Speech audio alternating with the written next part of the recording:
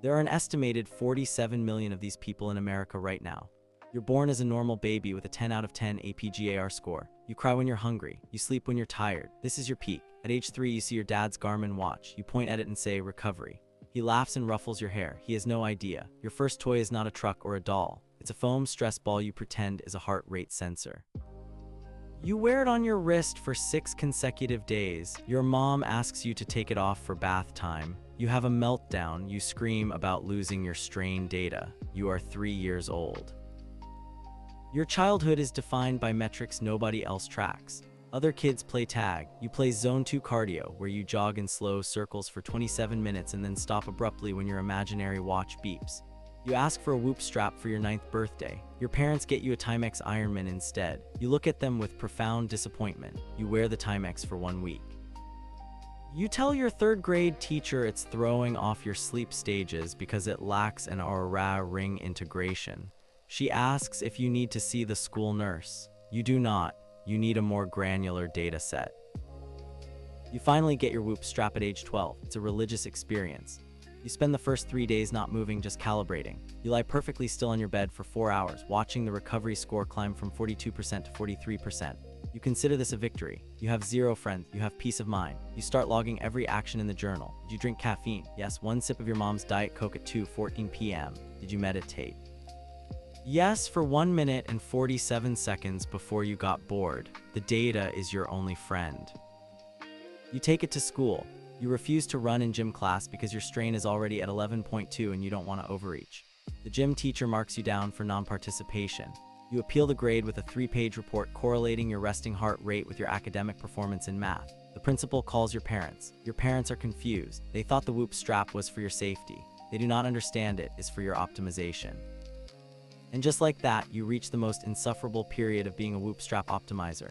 You're a teenage Whoop strap optimizer. Your friends go to parties. You go to bed at 9:07 p.m. sharp to protect your sleep score. One time you stay up until 9:48 p.m. to finish a school project. Your recovery drops to 18% the next day. You print out the graph and submit it to your teacher as a medical note for a late assignment. She gives you a 0. You accept the 0. The data does not lie. Tag a Whoop strap optimizer you know in the comments. They need this. You refuse to play sports. The heart rate variability is too unpredictable. You become the team's data analyst. You stand on the soccer sideline with an iPad, tracking the player's perceived exertion based on how red their faces look. You give the star forward a strain score of 4.2 after he scores a hat trick. He tells you to get lost. You note in your log that social conflict may have elevated his cortisol. You are not invited back. You don't mind. The sideline sun was messing with your device's skin temperature readings anyway. You try dating. Your first date is at a quiet cafe. You spend the first 17 minutes explaining your morning routine, which is calibrated to maximize REM sleep. You show her graphs on your phone. She asks if you want to order. You say you can't eat for another 43 minutes because your body is in a fasted metabolic state. She leaves. You log the event in your Whoop journal under negative social interaction. Your recovery score the next day is a personal best of 94%. You consider the date a success.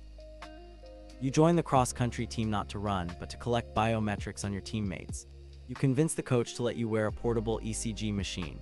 You produce a 46-page end-of-season report recommending that the top runner switch to a ketogenic diet based on his heart rate deceleration patterns.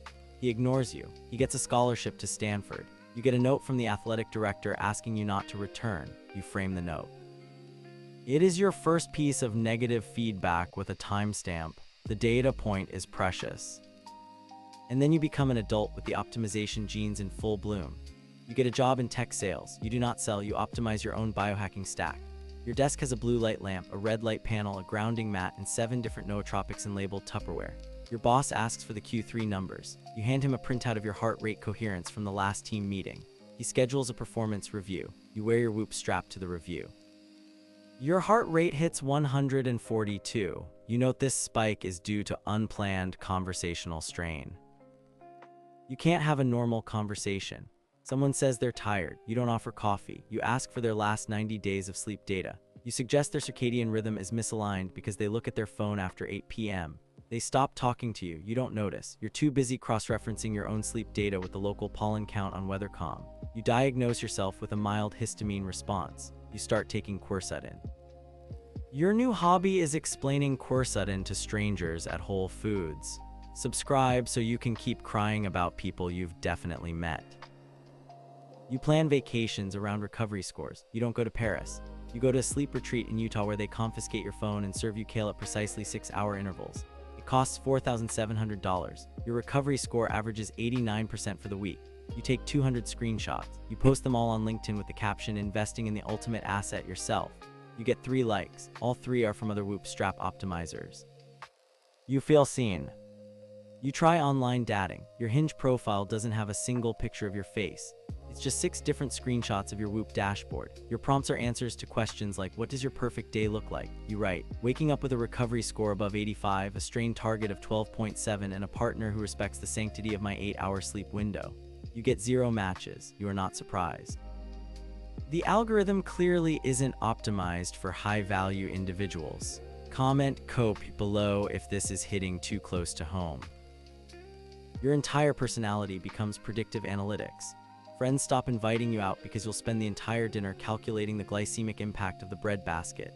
You go to a wedding, you don't dance, you stand by the DJ booth monitoring your heart rate zone. You tell the bride that the music's BPM is suboptimal for fat oxidation. She asks the best man to have you removed. You leave willingly. The walk back to the hotel gives you a strain score of 5.3. You log it as productive movement. You get a promotion to a management role. Your first act is to mandate that all one-on-one meetings begin with a 60-second biofeedback check-in. Your team revolts, HR gets involved. You present them with a white paper showing how elevated team cortisol levels correlate with decreased quarterly revenue. HR recommends you take a leave of absence. You use the leave to complete a 75-hour course on quantified leadership. You return with new ideas. Your desk is now empty. Your belongings are in a box by the door. You start a podcast. It's called The Quantified Self. You have 0 guests because nobody agrees to be on it. You record 94 solo episodes about micronutrient tracking. Your download count is in the double digits. Your most popular episode is titled, "Why Tap Water is Sabotaging Your HRV." You get 1 comment. It's from your mom. It says, "I'm proud of you, sweetie." You analyze the comment for emotional valence. It scores high. Your recovery that night is 91%. You credit your mother's positive reinforcement. You decide to optimize your environment. You move into a studio apartment that you've converted into a biohacking pod. The windows are coated with blue light blocking film. The air is filtered by 3 separate HEPA units you monitor with a separate sensor array. You sleep on a mattress filled with copper shavings for grounding. You have no furniture except a kneeling chair and a standing desk. You have no guests. The strain of social interaction would ruin your baseline. Years pass, you are 34. You've had the same Whoop strap for 6 years. You're on your 4th battery pack. You've never missed a day of data. You have charts covering every life event, job loss, moving apartments, a mild cold in 2021. You have no memories, only graphs. You go to a doctor for a checkup. He asks how you're feeling. You show him your year-over-year HRV trend. He sighs and takes your blood pressure the old-fashioned way. It's elevated.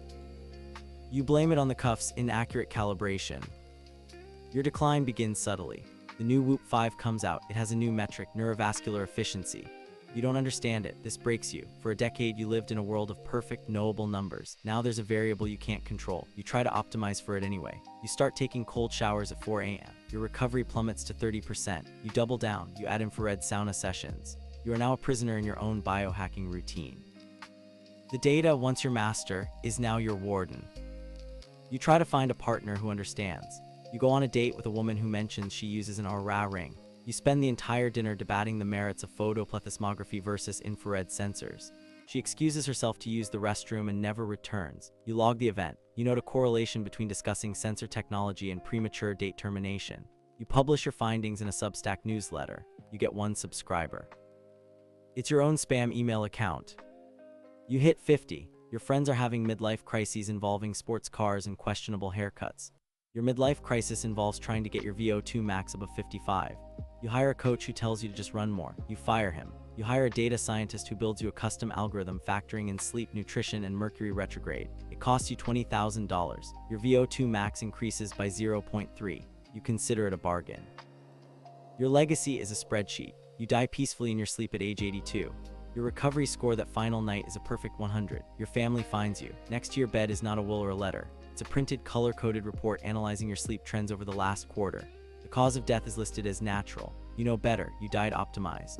The last thing you saw before closing your eyes was a green 100% recovery badge on your wrist. You went out on top, the data finally was perfect. All jokes aside, these are exaggerations, internet caricatures born on social media and spread like wildfire. Yes, the obsession with self-quantification is real, but turning the whoop strap OPTIMIZER into a universal punchline reduces real people to a single stereotype. Most people who track their fitness data are just trying to be a bit healthier, to understand their own bodies, or to find motivation. Behind every meme is a real person doing their best. So laugh at the absurdity, but remember that a number on a screen is never the full measure of a human life.